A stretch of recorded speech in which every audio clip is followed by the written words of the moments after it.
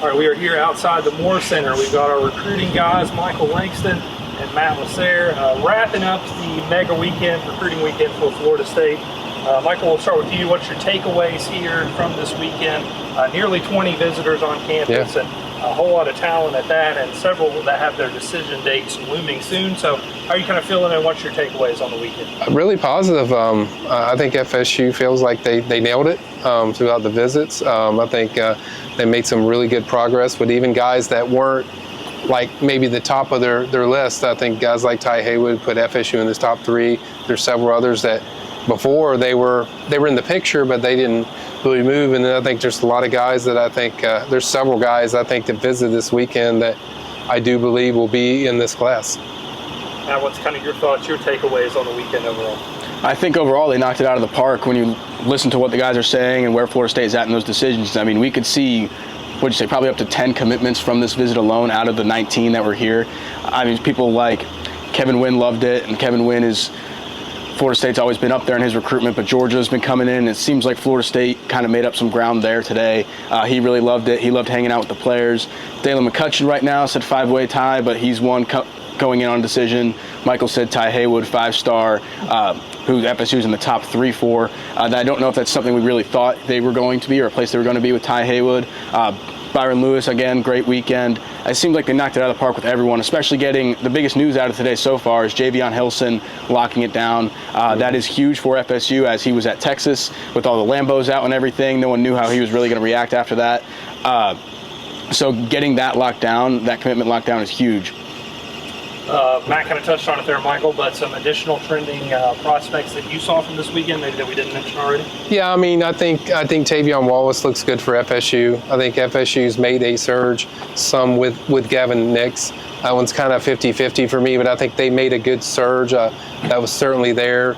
We've covered him before. Shamar Arnox is a DB that FSU offered, went to elite camp. Seems to be trending in a good direction for FSU. Same thing with Peyton Joseph, Hollis Davidson, the tight end. I think everyone else, I think people know about, like Zay Thomas and all these other guys, Byron Lewis. I think those guys we've covered a lot of those. So I think the biggest takeaway is just the players' impact in these visits with these recruits. You can really sense how FSU's players are being around them just really shifted a lot. We saw that when we interviewed Gavin Nix. You saw that when even you interviewed guys that are committed to the school. Just being around those players, certainly had a really strong impact on a lot of their recruitments.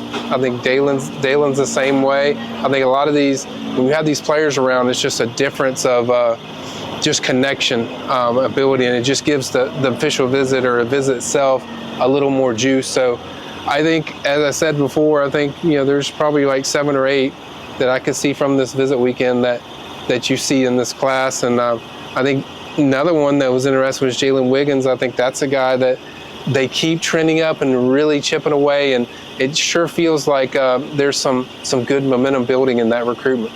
Before we close it out, and Matt, we'll start with you for this one, maybe some surprises from the weekend or some unexpected outcomes going into this, and recapping it now. What were maybe some surprises from the weekend for you? I wouldn't say anything surprising. We knew Florida State was in a good spot with most of these guys that were here. One thing that kind of surprised me was Solomon Thomas' quote where he said he could get better money elsewhere, but still wants to be here. I think that's one you guys will really like, and shows what his relationship is like with the staff at Florida State and how strong that is. Other than that, nothing super surprising. He touched on Jalen Wiggins just before. From the interview, I still don't get the feel that he's truly committed to Florida. I've never gotten that feeling from talking to him at all since he committed back in January, I believe. And I think that's closer to a 3-way tie with FSU, Stanford, and UF than we think it is. Yes, you might laugh I said Stanford, but he keeps making sure he says Stanford in the interviews. Yeah. But again, probably overall an FSU-UF battle there, but I think FSU is making up some good ground and has a decent shot. Michael, surprises for you from the weekend? I would say more of our position where everything was really smooth.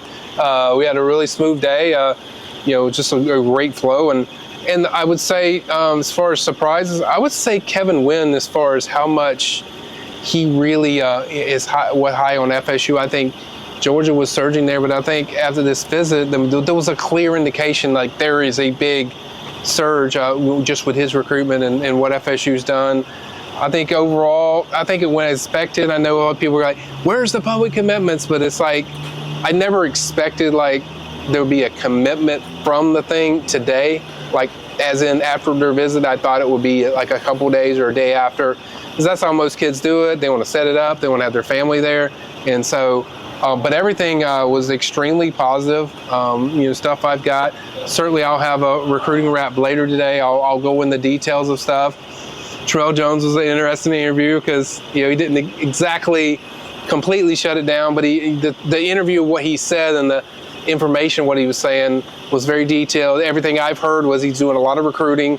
He kind of confirmed that today in the interview, and but he did say he's going to have a statement. And as I hinted to our subscribers in early indications that there's likely going to be a shutdown of the recruitment, but I still think that's one that we're just going to have to monitor until we hear like the words like I'm not even listening to another school. So, but it's still a positive thing, assuming that happens. But I think overall, extremely positive. I think FSU is going to have a really good chance in July, by July or August, that you see the commitment list probably up to 12 or 13, if not a little higher than that. So that's kind of what I think people are searching for, because they're like, you only got 4 commits. So I think people are just kind of waiting for that kind of explosion. And I think it gets started soon.